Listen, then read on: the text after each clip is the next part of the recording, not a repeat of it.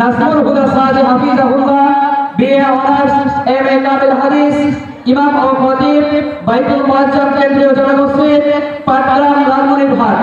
হযরতকে তার গুরুত্বপূর্ণ বয়ান পেশ করার জন্য মাহফিল ব্যবস্থাপনা কমিটির পক্ষ থেকে শুভেচ্ছা অনুরোধ জানাচ্ছি। আসসালামু আলাইকুম ওয়া রাহমাতুল্লাহি ওয়া বারাকাতুহু। ইন্নাল হামদালিল্লাহিল আকরাম ফাসুবহানাল্লাযী লা ইহসা ইমতিনানুহু باللسان ولا بالقلم. أما بعد فأعوذ بالله من الشيطان الرجيم. بسم الله الرحمن الرحيم. هو الذي أرسل رسوله بالهدى ودين الحق ليظهره على الدين كله ولو كره المشركون. صدق الله العظيم.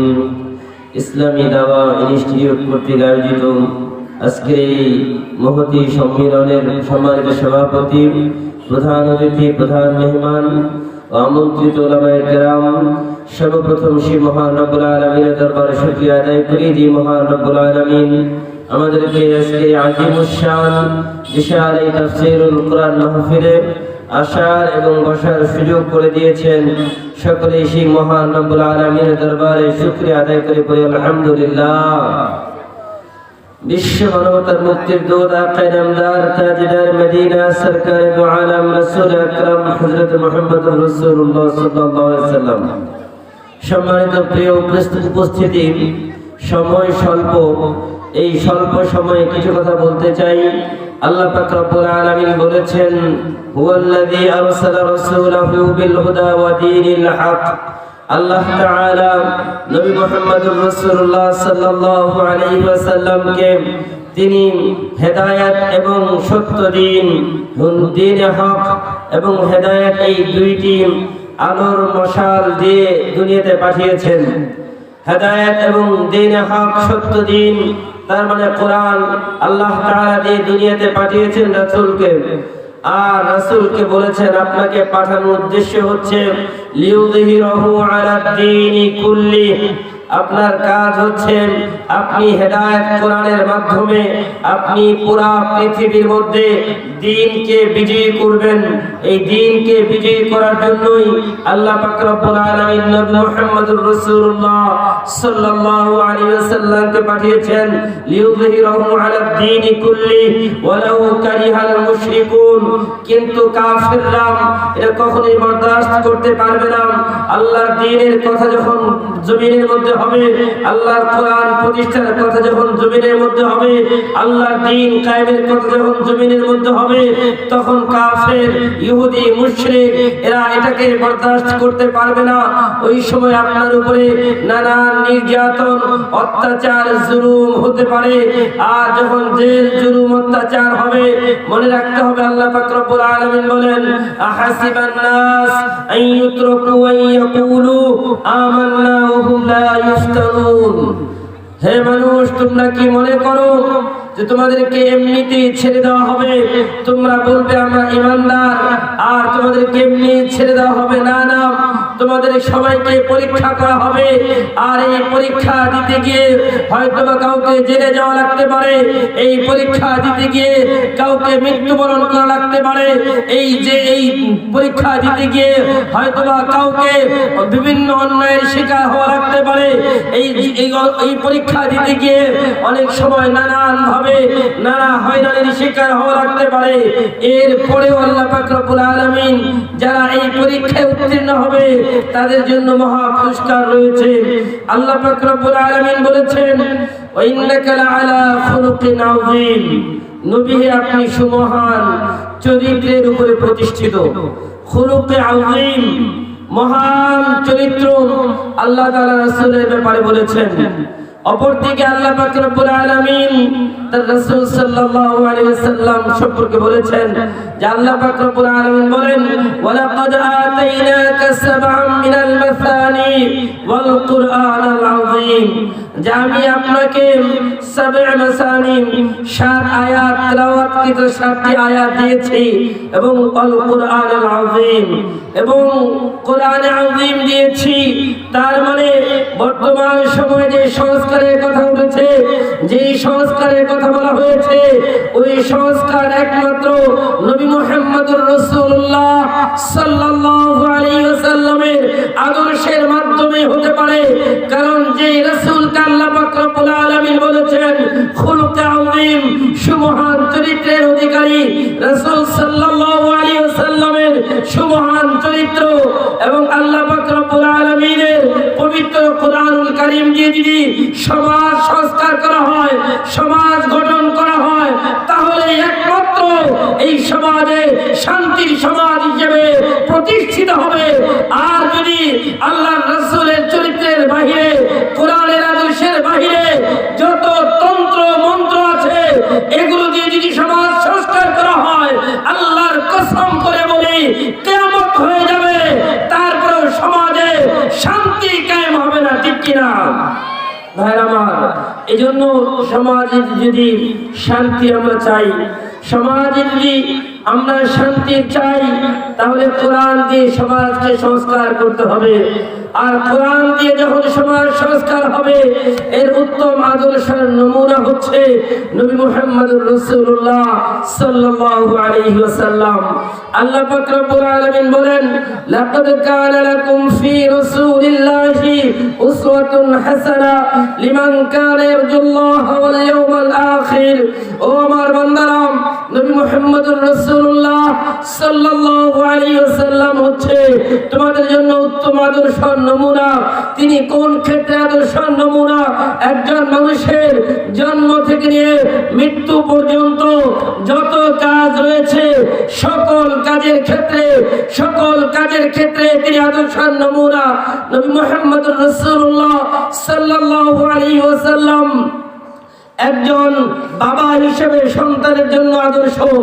নবী মুহাম্মদুর রাসূলুল্লাহ সাল্লাল্লাহু আলাইহি ওয়াসাল্লাম একজন শ্রমিকের জন্য মালিক হিসেবে আদর্শ।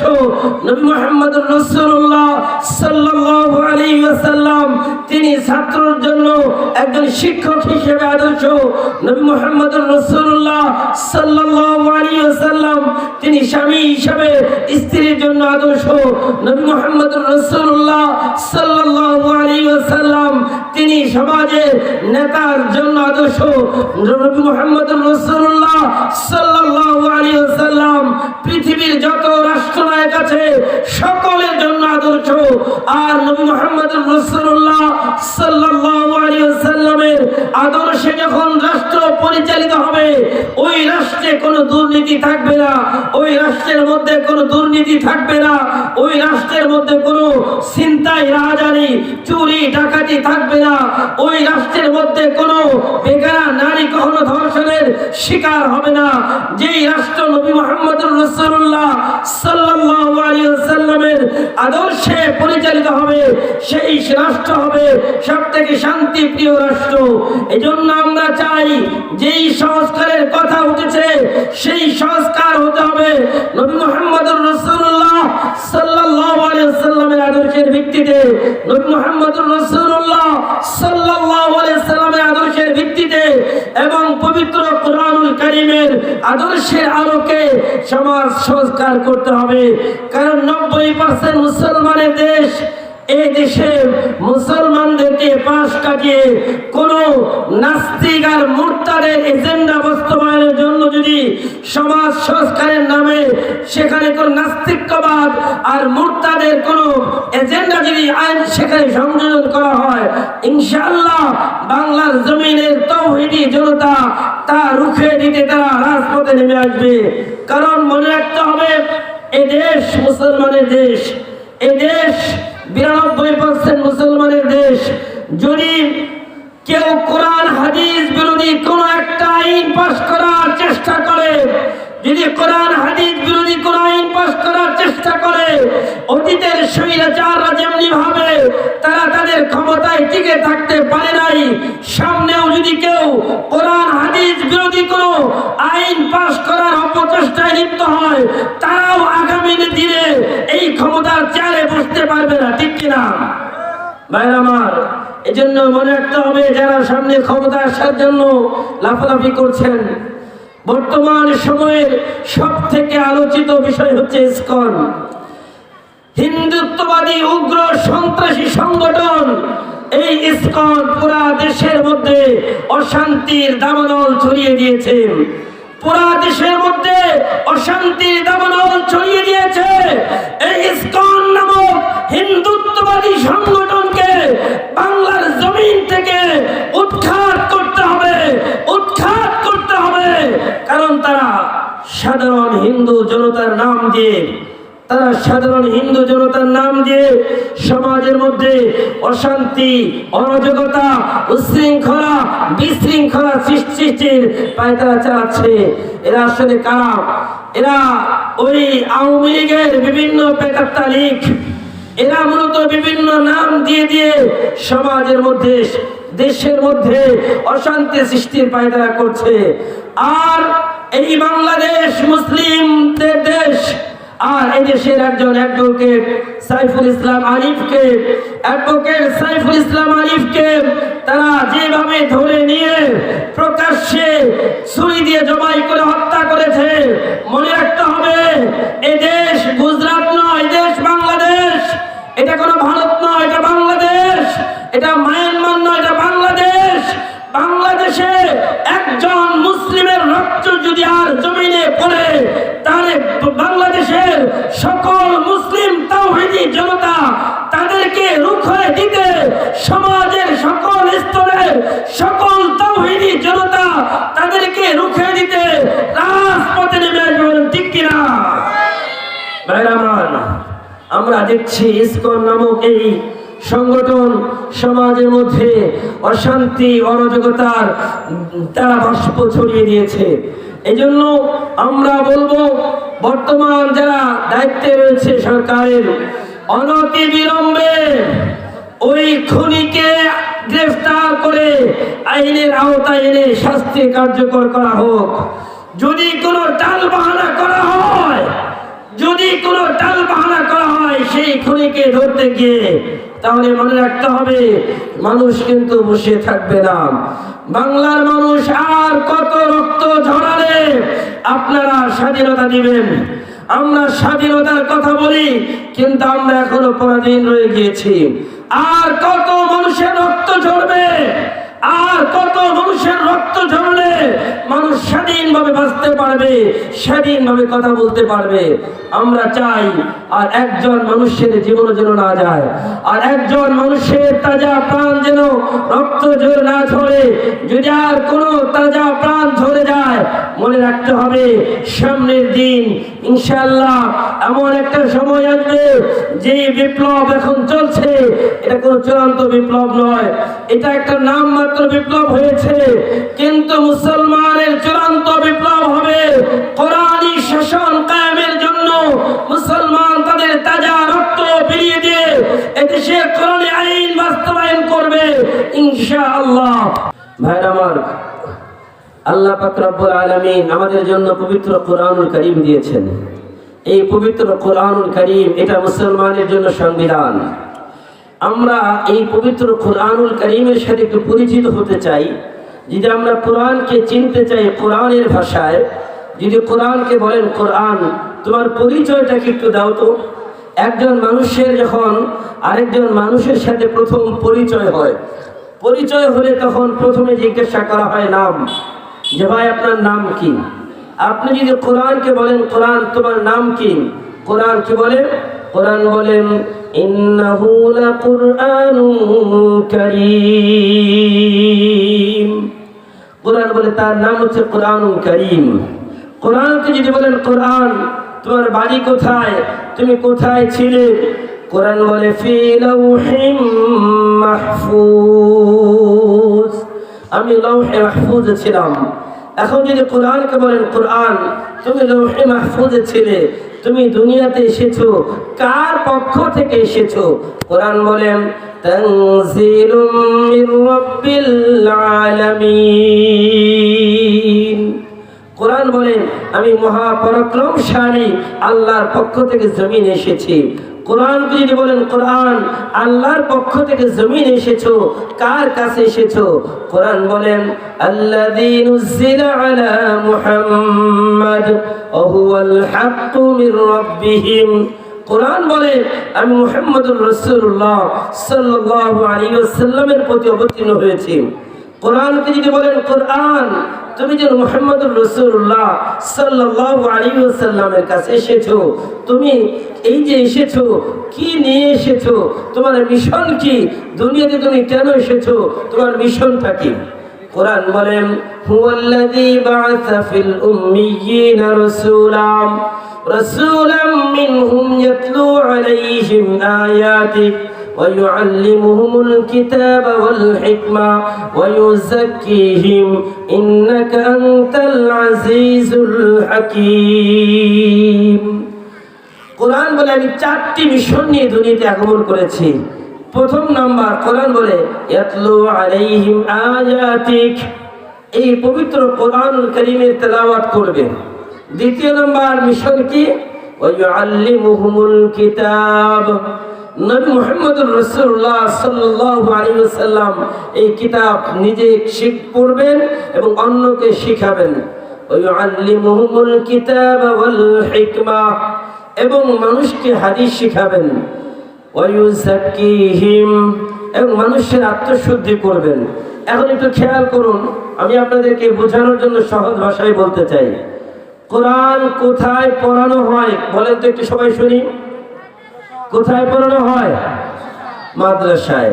তাহলে কোরআন এখানে পড়া হয়, পড়ানো হয়, হাদিস পড়া হয়, পড়ানো হয়, এবং এখানে আত্মশুদ্ধিও করা হয়। আত্মশুদ্ধি কি? মানুষের ভিতরে একটা গোস্তের টুকরা আছে, ওই গোস্তের টুকরা যখন নষ্ট হয়ে যায় তখন পুরা মানুষটাই নষ্ট হয়ে যায়। আর যখন ওই মানুষের ভিতরে গোস্তের টুকরাটা ভালো থাকে তখন মানুষটাও ভালো থাকে। এটাই আল্লাহ রাসূল বলেছেন যে মানুষের ভিতরে ওই গোস্তের টুকরার নাম হচ্ছে আলা ওয়াহিয়াল কলব, সেটার নাম হচ্ছে, গোস্তের টুকরার নাম হচ্ছে কলব, অন্তর। তার মানে অন্তর যদি ঠিক থাকে সব ঠিক থাকবে, আর অন্তর যদি নষ্ট হয়ে যায় তাহলে সব নষ্ট হয়ে যাবে। ভাইরা আমার, এই জন্য আল্লাহ রাসূল সাল্লাল্লাহু আলাইহি ওয়াসাল্লাম বলেছেন খায়রুকুম মান তাআল্লামাল কুরআন ওয়া আল্লামা, তোমাদের মধ্যে সর্বশ্রেষ্ঠ ওই ব্যক্তি যে নিজে কোরআন পড়ে এবং অন্যকে শিখায়। এখন আমরা জানলাম যে কোরআনের মিশন হচ্ছে দুনিয়াতে 4টি। এখন যদি আপনি কোরআনকে জিজ্ঞাসা করেন, কোরআন তুমি যে এসেছো কোরআন নিয়ে, তোমার মিশনের কথাও জানলাম, এখন আমাদের কাজটা কি? কোরআন বলে মা আতাকুমুর রাসূলু ফাখুযু ওয়া মা নাহাকুম আনহু ফান্তাহু। কোরআন বলে নবী মুহাম্মদুর রাসূলুল্লাহ সাল্লাল্লাহু আলাইহি ওয়াসাল্লাম যা নিয়ে এসেছেন এগুলোকে গ্রহণ করো, আর নবী মুহাম্মদুর রাসূলুল্লাহ সাল্লাল্লাহু আলাইহি ওয়াসাল্লাম যেই কাজ থেকে তোমাদেরকে নিষেধ করেছেন সেগুলো থেকে বিরত থাকো। নবী মুহাম্মদুর রাসূলুল্লাহ সাল্লাল্লাহু আলাইহি ওয়াসাল্লাম যেই কাজগুলো করতে আদেশ করেছেন এগুলো করতে হবে, আর যেগুলো করতে নিষেধ করেছেন সেগুলো থেকে বিরত থাকতে হবে। আমরা জেনে গেলাম যে কোরআনের মূল উদ্দেশ্য হচ্ছে 4টি, এবং কোরআনে আসার পরে কোরআনকে যদি জিজ্ঞাসা করা হয় কোরআন তোমার এই যে আসার লক্ষ্য উদ্দেশ্য বুঝলাম, সব কিছু জানার পরে কোরআন বলে আল্লাহ তাআলা যা নাজিল করেছেন এটাকে গ্রহণ করতে হবে, আর যেটা নিষেধ করেছেন এটা থেকে বিরত থাকতে হবে। ভাইরা আমার, তা আল্লাহ পাক রব্বুল আলামিন নবী মুহাম্মদুর রাসূলুল্লাহ সাল্লাল্লাহু আলাইহি সাল্লামকে যে কোরআন দিয়েছেন, এই কোরআনের মধ্যে সব জিনিসের বিস্তারিত বিবরণ রয়েছে। আল্লাহ পাক রব্বুল আলামিন বলেন ওয়া তাফসীলাল লিকুল্লি শাই, প্রতিটি জিনিসের বিস্তারিত বিবরণ এই কোরআনের মধ্যে রয়েছে। আপনার যেই সমস্যার সমাধান চাই ওই সমস্যার সমাধান আল্লাহ তাআলা এই পবিত্র কোরআনে রেখেছেন। আমাদের এই সমস্যাগুলোর সমাধান খুঁজে খুঁজে বের করতে হবে। ভাইরা আমার, আল্লাহ পাক রব্বুল আলামিন যে কোরআন নাযিল করেছেন, এই কোরআন হুদাল লিন-নাস ওয়া বাইয়িনাতিন মিনাল হুদা ওয়াল ফুরকান। আল্লাহ বলেন হুদাল লিন-নাস, এই কোরআন সকল মানুষের জন্য পথ প্রদর্শক। সকল মানুষের জন্য হেদায়েত, ওয়াবাইয়িনাতিন মিনাল হুদা ওয়াল ফুরকান, এবং সকল মানুষের জন্য দলিল, এবং সকল মানুষ এটার মধ্যে খুঁজে খুঁজে দলিল বের করবে। এই কোরআন যে সকল মানুষের জন্য রাহবার পথ প্রদর্শক, তার দলিল ইন্নাকা লাআলা হুদাম মুস্তাকিম। কোরআন মানুষকে হেদায়েতের পথ দেখায়, কোরআন মানুষকে শান্তির দিকে আহ্বান করে। কোরআনকে যদি আপনি পড়েন, কোরআনের মধ্যে মানুষের কিছু রোগ রয়েছে, এই রোগের কথা আল্লাহ কোরআন কারীমের মধ্যে ইরশাদ করেন, ওয়ামিনান নাসি মান ইয়াকুলু আমান্না বিল্লাহ ওয়া বিল ইয়াউমিল আখির ওয়া মা হুম বিমুমিনিন। আমাদের সমাজের মধ্যে এমন কিছু মানুষ রয়েছে যারা বলেন আমান্না বিল্লাহ, আমরা ঈমানদার, আমরা মুমিন, আমরা বিশ্বাসী, কিন্তু আল্লাহ বলেন যে এরা বলে মূলত আমরা ঈমানদার, কিন্তু আসলে এরা ঈমানদার না। এই যে মানুষগুলো বলে আমরা ঈমানদার, কিন্তু আল্লাহ বলছে ওয়া হুম বিমুমিনিন, এরা আসলে ঈমানদার না। তো এই মানুষগুলো কারা চেনার দরকার আছে না? কি বলেন? ওয়ামিনান নাস মান ইয়াকুলু আমান্না বিল্লাহ ওয়া বিল ইয়াউমিল আখির ওয়া মা হুম বিমুমিনিন। সমাজের কিছু মানুষ এমন রয়েছে যে মানুষগুলো মুখে মুখে বলে আমান্না বিল্লাহ ওয়া বিল ইয়াউমিল আখির, আমি আল্লাহকে বিশ্বাস করি, পরকালকে বিশ্বাস করি, ওয়া মা হুম বিমুমিনিন। আল্লাহ বলে না না, তারা মুখে যা বলে তার এটা তাদের অন্তরের কথা নাম, এটা তাদের অন্তরের কথা নাম, এটা হচ্ছে তাদের মুখের কথা, মূলত তারা ঈমানদার নাম।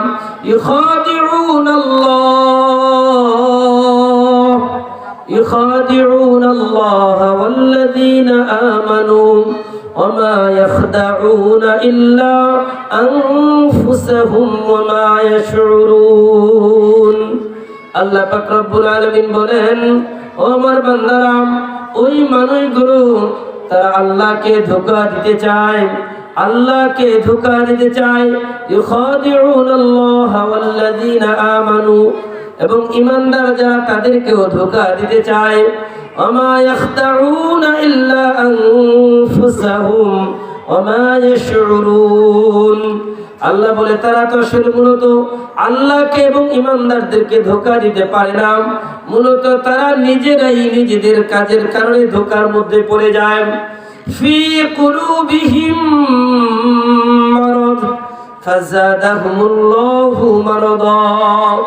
আল্লাহ বলে তাদের অন্তরের মধ্যে ব্যাধি রয়েছে, রোগ রয়েছে, আর আল্লাহ তাআলা এই ব্যাধি দিন দিন বাড়িয়ে দেন। فأما الذين في قلوبهم مرض فزادتهم رجسا إلى رجسهم وماتوا وهم كافرون।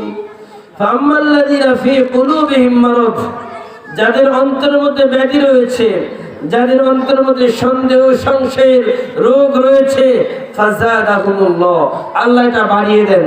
ফি কুলুবিহিম মারাদ, তাদের এই রোগকে যখন তাদের রোগ বেড়ে যায়, ফি কুলুবিহিম মারাদ ফাযাদাহুমুল্লাহু মারাদা ওয়া লাহুম আযাবুন আলীম বিমা কানু ইয়াকযিবুন, ওয়া লাহুম আযাবুন আলীম, তাদের জন্য রয়েছে যন্ত্রণাদায়ক শাস্তি। ওয়া লাহুম আযাবুন আলীম বিমা কানু ইয়াকযিবুন। তাদেরকে আল্লাহ কেন শাস্তি দিবেন? কারণটা কি? কারণ হচ্ছে তারা মিথ্যাবাদী। এখন বলেন, আমাদের সমাজে মিথ্যাবাদী আছে না নাই? একটু কথা বলেন, মিথ্যাবাদী আছে না নাই?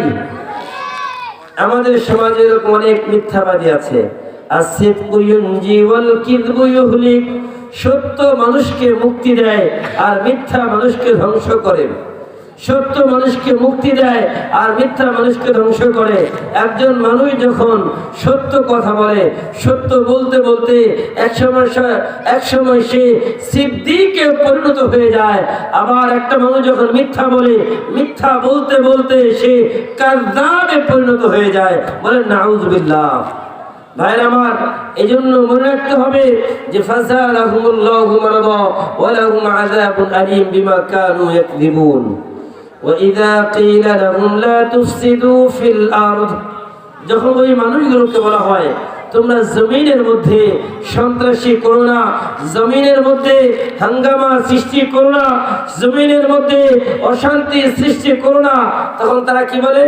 ক্বালু ইন্নামা নাহনু মুসলিহুন। তারা বলে আমরা তো জমিনের মধ্যে কোনো অশান্তি সৃষ্টি করি না, আমরা তো জমিনের মধ্যে কোনো হাঙ্গামা সৃষ্টি করি না, বরং আমরা তো জমিনের সব থেকে কল্যাণকামী, জমিনে আমরাই তো সব থেকে নিরাপত্তা দানকারী। সমাজের যে মানুষগুলো সব থেকে বেশি অশান্তি সৃষ্টি করে তারাই নিজেদেরকে সমাজের সব থেকে শান্তি প্রিয় মনে করে। এমন লোক আছে না নাই? সমাজে দেখবেন অশান্তির সৃষ্টির মূলে এরা, কিন্তু দাবি করে আমরা শান্তি প্রিয়। আলা ইন্নাহুম হুমুল মুফসিদুনা ওয়ালাকিন লা ইয়াশউরুন ওয়া ইযা ক্বিলা লাহুম আমিনু কামা আমানান নাস, যখন তাদেরকে বলা হয় তোমরা ঈমান আনো যেমনি ভাবে ঈমান আনয়ন করেছে সাহাবায়ে কেরাম, وإذا قيل لهم آمنوا كما آمن الناس قالوا أنؤمن كما آمن السفهاء, তারা বলেন আমরা কি ঈমান আনবো যেমনি ভাবে বেকুফ অজ্ঞ মূর্খ লোকগুলো ঈমান এনেছে। তারা সাহাবীদেরকে মূর্খ অজ্ঞ বেকুফ বলেন। আলা ইন্নাহুম হুমুস সুফাহা ওয়ালাকিন লা ইয়ালামুন।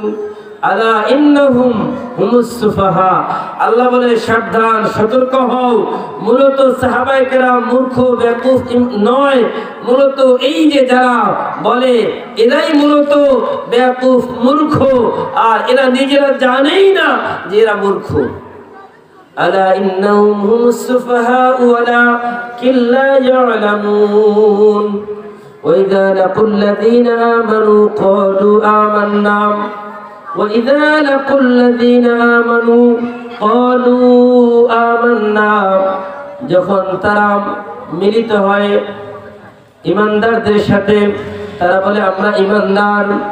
আর যখন তারা وإذا خلوا إلى شياطينهم, আর যখন তারা তাদের বন্ধুদের সাথে মিলিত হয়, শয়তানের সাথে মিলিত হয়, قالوا إنا معكم, তারা বলে আরে আমরা তো তোমাদের সাথেই আছি।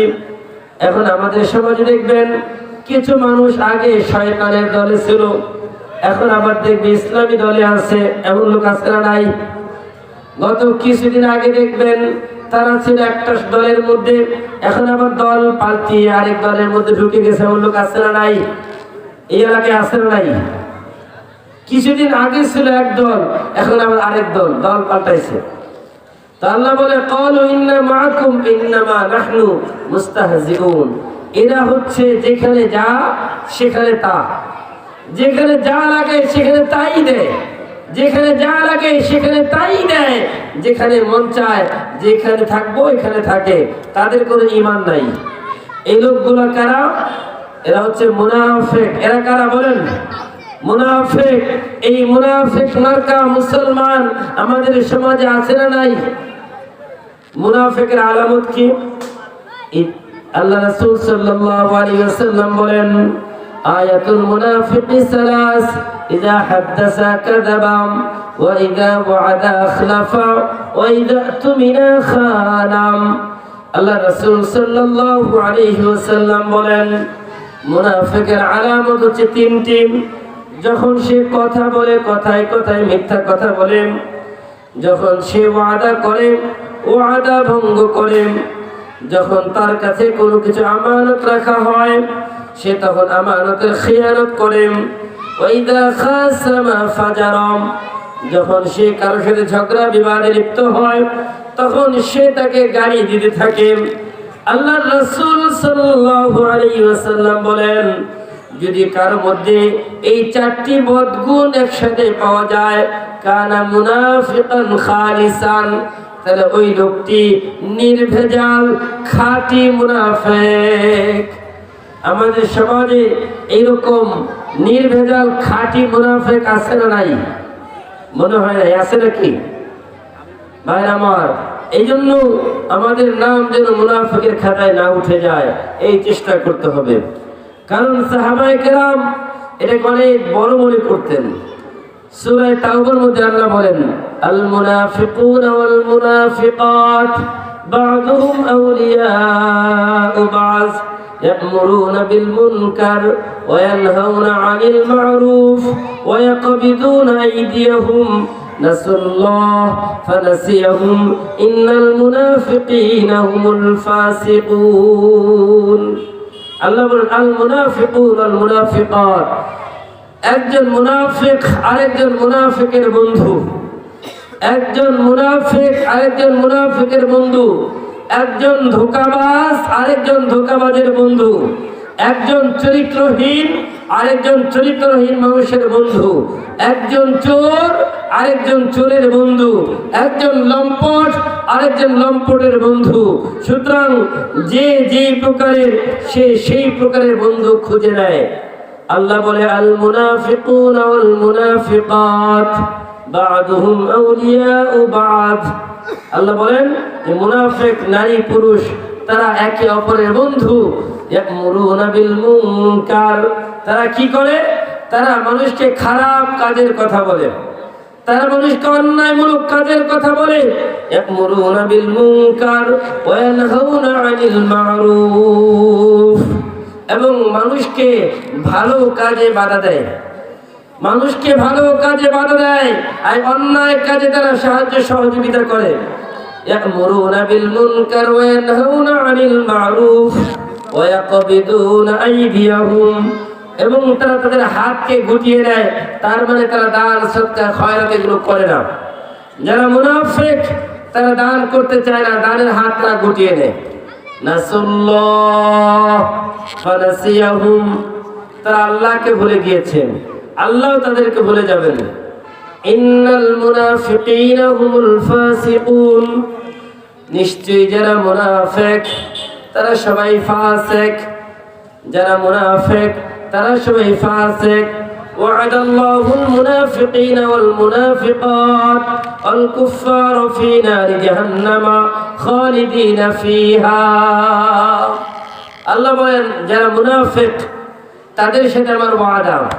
وعد الله المنافقين والمنافقات, যারা মুনাফিক এবং যারা কাফের তাদের সাথে আল্লাহর ওয়াদা। আল্লাহ তাদেরকে শাস্তি দেওয়ার জন্য জাহান্নাম নির্ধারণ করে রেখেছেন। আল্লাহ তাদেরকে শাস্তি দিবেন জাহান্নামের মধ্যে। আর যারা ঈমানদার, আল্লাহ বলেন ঈমানদারদের কোনো ভয় নাই, কোনো চিন্তা নাই।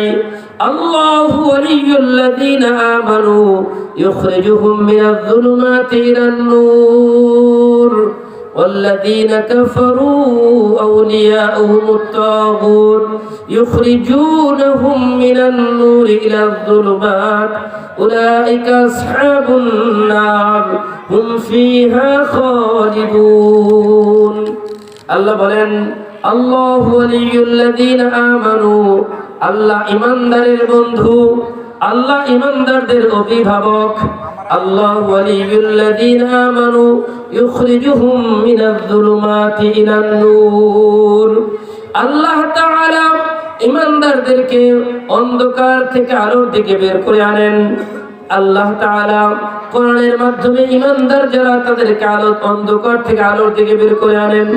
ইউখরিজুহুম মিনায-যুলুমাতি ইলান-নূর والذين كفروا أولياؤهم الطاغوت يخرجونهم من النور إلى الظلمات।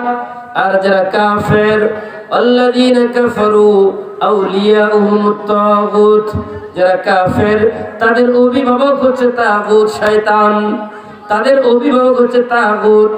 তাগুতের এক ব্যাখ্যা যদি আমি বলি, তাগুত হচ্ছে যারা মানব রচিত সংবিধান মানে আল্লাহর দেওয়া সংবিধান বাদ দিয়ে মানব রচিত সংবিধানের পক্ষে যারা কাজ করে, মানব রচিত সংবিধানকে বাস্তবায়নের জন্য যারা কাজ করে তারাই তাগুত। والذين كفروا أولياؤهم الطاغوت يخرجونهم من النور إلى الظلمات, আর সেই তাগুত মানুষকে আলো থেকে অন্ধকারের দিকে নিয়ে যায়। যে মানুষগুলো কোরআনের পথে ছিল ওই মানুষগুলোকে কোরআনের পথ থেকে মানুষগুলোকে জোর করে করে গণতন্ত্রের দিকে নিয়ে যায়, গণতন্ত্রের অন্ধকারে তাদেরকে ডুবিয়ে দেওয়া হয়। আল্লাহ বলেন এরাই হচ্ছে তাগুত। يخرجونهم من النور إلى الظلمات أولئك أصحاب النار هم فيها خالدون। আল্লাহ বলেন এরাই হচ্ছে জাহান্নামী, এরা চিরকাল জাহান্নামে থাকবে। আল্লাহ পাক রব্বুল আলামিন আমাদের সকলকে ঈমানদার হয়ে মৃত্যুবরণ করার তৌফিক দান করুন, আমিন। আসসালামু আলাইকুম ওয়া রাহমাতুল্লাহি ওয়া বারাকাতুহু।